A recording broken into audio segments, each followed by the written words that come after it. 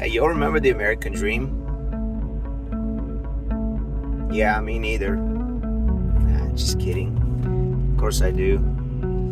It's still there. It's just so much harder to get. It used to be way easy, but it's ironic. We have more prosperity and money in this country than ever before, and it's harder and harder to get it, right? In today's video, I'm going to talk to you about why I'm really excited about the next few years in real estate in particular, because I think that's absolutely the foundation of the American dream. I believe everybody should be a homeowner as soon as possible, and real estate is something I'm extremely passionate about. So I'll tell you why I'm excited, because there are a lot of changes that are happening, and they're hopefully going to be good changes. If you guys don't know me on my channel, my name is Anton. I'm with Supercharged, and in this channel here we talk about financial literacy, building wealth, a little bit of health, and relationships, because after all, people are number one thing that matters the most. So I think some of you might know we had elections here in the United States recently, and more recently we had the swearing in of the 47th president. And this is honestly not designed to be any kind of political thing or me convincing you which guy is better than the next. Ultimately, all that matters is whether or not the guy at the top is trying to help the average people out, because that's all we can ask for, right? So real estate's been really tough, guys. I'm sure everybody knows. And it's something that really has me heated. They've managed to make it so hard for the average person to acquire real estate, and it's absolutely foundational, like I said, to building the American dream. For most people, of course, there are some exceptions. If you're a guy living in New York City or the Bay Area somewhere, making $300,000-400,000 a year, definitely don't be buying a house with a $15,000 a year mortgage. Rent for 4, rent for 6. But for the rest of us, making average money and working an average job in 80% of the country, let's just say, I think we should all strive to get into real estate as soon as possible. And the reason it's been so hard over the last few years, I'm honestly going to spare you the why, other than to say that demand has substantially exceeded supply of homes. That's the root of the problem. So the reason I'm excited is because it's a lot easier to control the demand, not the supply. And why do I say that? The supply, you have to build, and building takes a really long time. The actual building itself. Not to mention, before that, you have to, if you're a builder, go to a bunch of city zoning meetings, and you have to convince people that it's good for the community to build. And you have a bunch of people yelling at you and saying that you're greedy and you only want to make money, etc., etc. But I've seen it where it's taken 2 to 3 years for a builder to come in and just get the permits. So it's a really long, drawn-out process. There is a lot of red tape that these home builders have to go through, and you can't just wave a magic wand and all of a sudden have a nice development with houses going up. So what they figure is, well, hey, let's control the demand. And the way that traditionally has worked to control demand is by essentially punishing people with higher prices. So the best way to do that is by increase interest rates, because when interest rates go up, your monthly payment goes up, and then you're like, forget this, I'm not paying this much money. Now what's happened over the last 5 to 10 years really started at the very bottom after the last crash, which was 2011, 2012, when everything bottomed out. There's been this insane activity in buying, and it started slowly, and then it accelerated like nobody's business. But what happened was prices started going up on their own because of the supply and demand imbalance. And what they've done here in the last 3 years or so is they started increasing interest rates. And by the way, don't think that the interest rate increase was just so that they can control home price appreciation. No, it was so that they can control price appreciation in everything, right? Because inflation talks about everything altogether.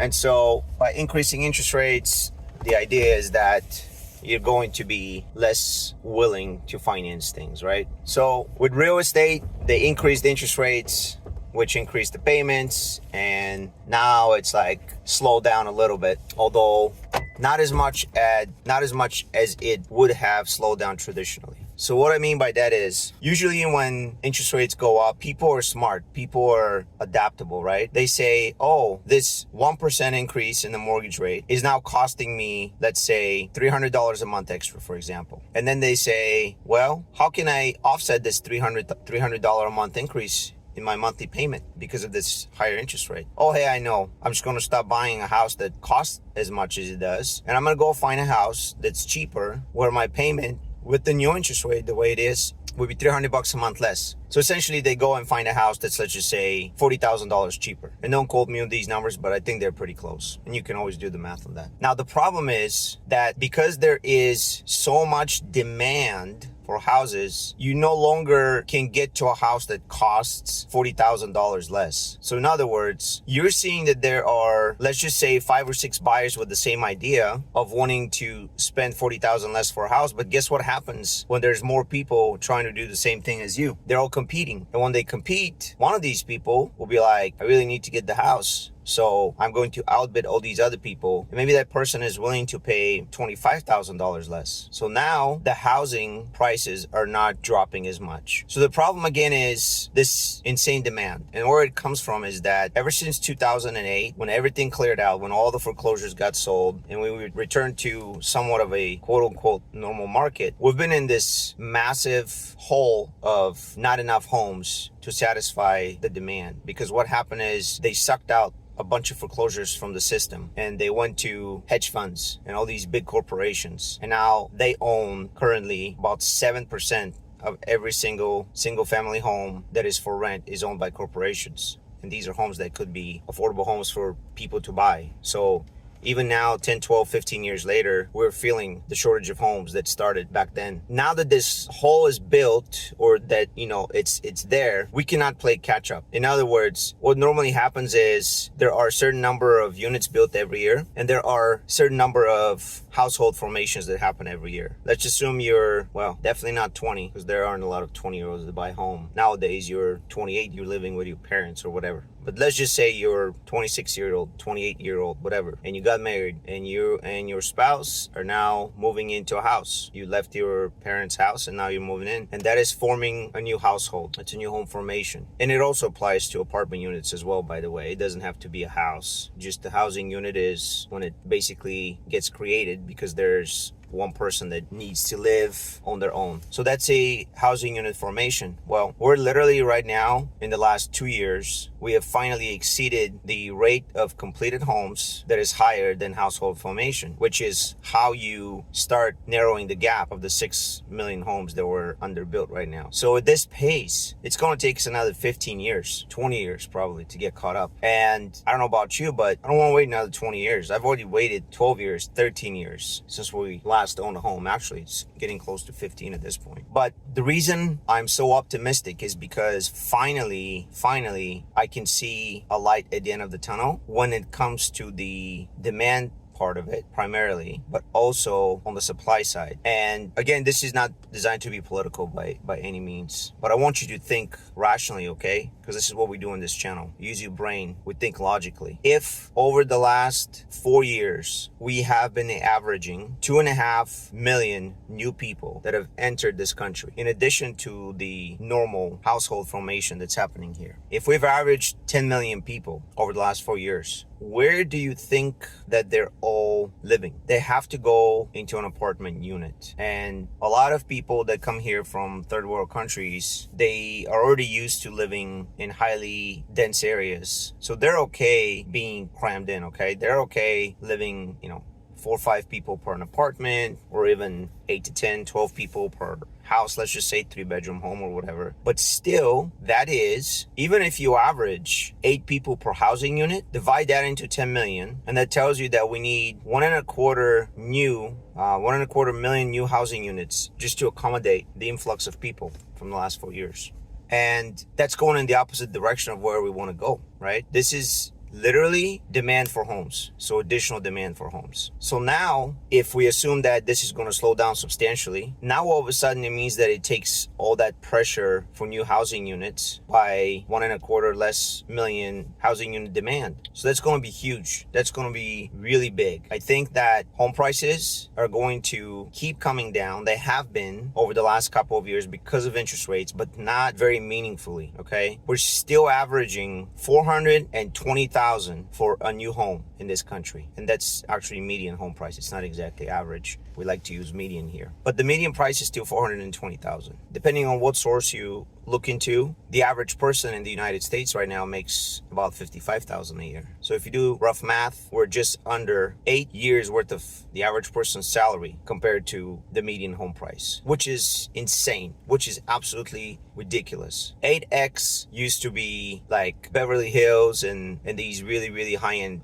areas. That's how much it used to cost compared to the average person's salary. Now that's the regular cookie cutter home. So we need for that to come down. We need for that to come down quite a bit. I would say we need to be looking at between 5.5 and 6x the salary. And since we know that people's salaries are not going to increase that fast because they never do, the only way to make that equation work is for home prices to come down. So I'm really hopeful that we'll be able to get home prices down to that 5.5x level, which should put us at probably in the 335 to 350 range. I know it's crazy to imagine that, okay? If we're at 4.25 right now, that's basically 20% drop from here. And these are 2008 crash numbers. But I'm really hopeful that we can start heading in that direction if the demand goes down substantially, like I think it could. And the other thing with Trump is he is probably going to start tackling the unaffordability of homes for the average person.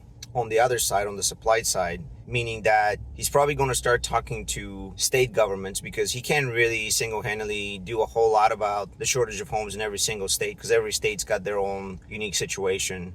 But maybe he can start the dialogue, start encouraging state governments to start becoming more efficient at approving building codes and, approving building developments and improving building standards, less red tape, fast track the approval process, etc. And then hopefully that unlocks some more homes being built by builders. But remember what I said early on, it's a really long process. I mean, builders look 5 to 10 years in the future, depending on the size of the development, right? When they're looking to purchase land, they're considering all of these things. And unless you're a very small local builder that's building less than 50 homes, you're probably looking at a 5-year time horizon or more. So it might take some time for that to materialize, but the demand thing is going to hit a lot faster. On top of that, we have a massive acceleration in the dying off of the baby boomers. And sorry, I'm not trying to be morbid here, but it's another fact that they're now dying very fast. And so they'll be passing down homes to their heirs, presumably. And quite a few of those are going to end up on the market, which is something that was a huge reason why we have not had a healthy real estate market for about 6-7 years, is because there are no pre-existing homes that are going up for sale, or at least nowhere near the normal pace that they should be going up for sale. And more recently, people are like, wow, I don't want to sell my home because I'm locked in at 3%. And it makes sense. And they don't want to sell because what am I going to get? Half the home, because everything else has gone up in price, and these people are trying to downsize from a 3,000 square foot home, and they have a bunch of equity. And then they're like, yeah, but all of my 500,000 in equity, I'm going to dump into this home that's about half the size of what I'm downsizing from. Like, it's going to wipe out all my money because everything has gone up so much. It doesn't make sense that you downsize and you essentially lose all your equity appreciation. It's insane, right? So people are staying put longer in their pre-existing homes. So between those homes getting unlocked, so to speak, meaning more of them coming on the market, and the increase in speed of new home construction, new apartments, whatever, plus the big one is, hopefully, I'm right about the demand slowing down substantially. I honestly think that within the next 3 to 4 years, so if you're in your early to mid 20s and you're thinking of starting a family, or even if you're not, maybe you're someone who's got somewhat decent job or making money, I would highly encourage you to start planning right now to being a homeowner. I know it's crazy to think about it right now, but it's going to be very possible. And the only thing that I'm not a fan of, okay? The only thing that I'm strongly against is Trump bashing on Powell, who is the Federal Reserve chairman, and consistently pressuring Powell to lower the interest rates. That really pisses me off that Trump has put that kind of pressure on Powell, because we definitely don't want to get back in the same situation where everything's going through the roof. And I'm going to tell you, if they cut the rates too quickly, we're going to see feeding frenzy like we've never seen before. Or at the very least, it's going to be a feeding frenzy like it was 3 years ago after the pandemic, 4 years ago, when things went absolutely insane. So that's the one thing that would kind of derail my whole theory about housing becoming affordable again. So I'm really hopeful, especially in terms of the demand side. And of course, the thing that's really sad also on the demand side, household formation has slowed down substantially. We used to be at 1.6, 1.7 million household formation a little after the last crash. And now we're down to like 1 million, 1.1. And that's sad. You know what that means? That means that young adults are staying home until they're 30, 35. Sad. This guy that lives right next to me that I've mentioned before, I think his mid-30s, and his adult mother just moved in with him 3-4 months ago. Like, yeah, whatever the reason is, it doesn't matter. What matters is that we can assume that she was in her own apartment or house. And so that is one less housing unit formation, if you will. So just like you can have housing unit additions, you can have subtraction of housing units, right? So I really hope that you have found this educational, informational, and actually more than that, I hope that you found it encouraging if you're one of those people that's been kind of keeping an eye out on the housing market.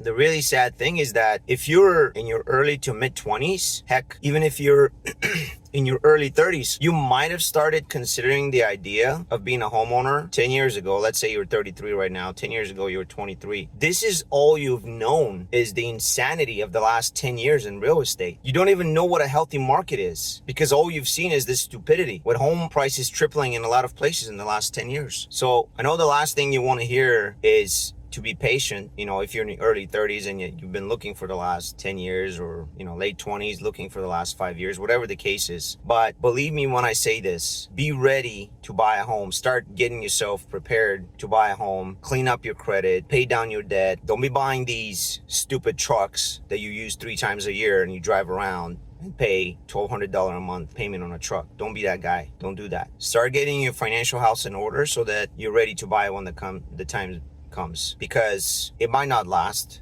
Ideally, my hope and dream is that the market is slowly going to return to normal and we're no longer going to be seeing these 10, 15, 20% a year appreciations in home values. But if we've learned anything from the last 10 years, at any given point, things can pop off and this rocket ship can take off and you're done. Just imagine home prices going up another 100K from here. It's not inconceivable. It's not even 20%. I mean, it's about 20% from where we are today, right? And like I mentioned, there have been multiple years over the last 10 years where home prices have appreciated between 10, 20%. So don't think for a second it's not possible to go in the opposite direction. I don't know what it's going to take for that to happen other than interest rates all of a sudden are back down to 4.5%. But like I mentioned, there will be really stupid of both Trump to keep pushing for it and for Powell to listen and to actually do that. But I'm excited, guys. I'm stoked. I am giddy just thinking that we possibly can be within the next, let's say 3 to 4 years, can be in a position where homes are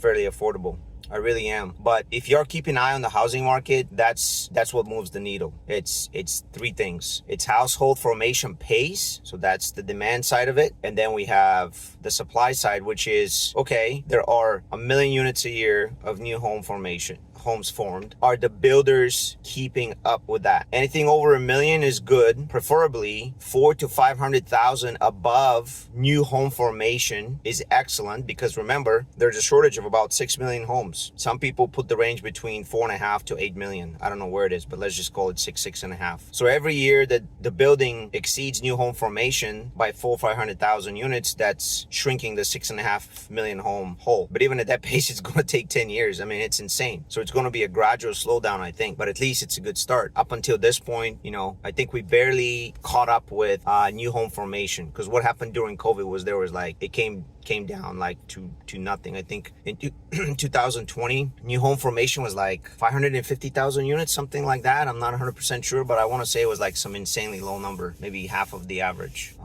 So just now, 4 or 5 years later, we're starting to see new homes coming on the market, and builders are now slashing prices because they were building at a really, really good fast pace. And there was no household formation 4 or 5 years ago. Plus, the rates went through the roof. So the builders now, new home builders in some areas like Texas, Florida, are, you know, giving away some insane incentives, cutting prices, not so much because builders hate to do that. That's the last thing they want to do. But you know, the price points of these homes that they're quote unquote giving away with deals and incentives, it's like the 600,000 range, 550, you know, and they're coming down from 7.25 to, let's say, 575 or whatever, if they do cut the price. I mean, I've seen them on Zillow. But who the heck has the ability to afford a $575,000 mortgage? Even with 20% down, you're still paying $3,200 a month, and most people don't have 20% to put down on that kind of a home. So you come in at 5 or 10% down payment. So now your mortgage is going to be closer to like $3,800. I don't know a whole lot of people that are paying that kind of mortgage. Do you? So you're not going to see that on the $300,000, even $400,000 homes, but you're going to see it up there. So I'm super optimistic about the gradual improvement in the real estate market when it comes to single family, when it comes to the average person like myself. So get yourself set up. And the one thing that I want you to take from this video is you can finally start breathing a little bit easier when it comes to your desire to own real estate. And I want you to switch your mindset from hopelessness to hope.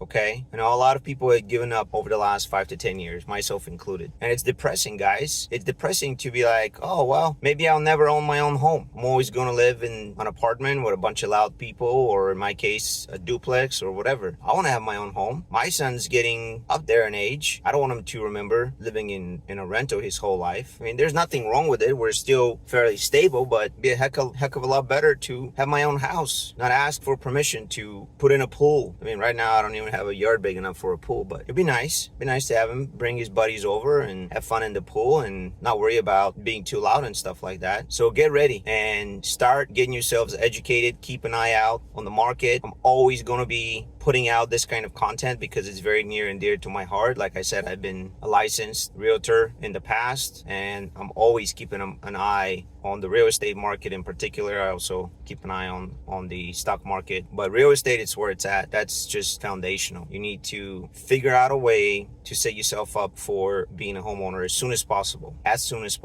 It's absolutely imperative that you start getting serious about owning real estate at some point. And if you ask me, the planning should start 3 to 5 years before. It's a slow process. There are a lot of moving parts. And if you're one of those few lucky people that wants to save the 20% down payment, that's absolutely fantastic. For most people, it takes a really long time to save $80,000, $100,000. So that's another reason why you want to start thinking about it and planning early on. So to summarize, everybody, things are looking up in real estate. Things are looking up as long as interest rates don't start dropping like a rock again, which is funny because most people are taught and conditioned to be all about the interest rates.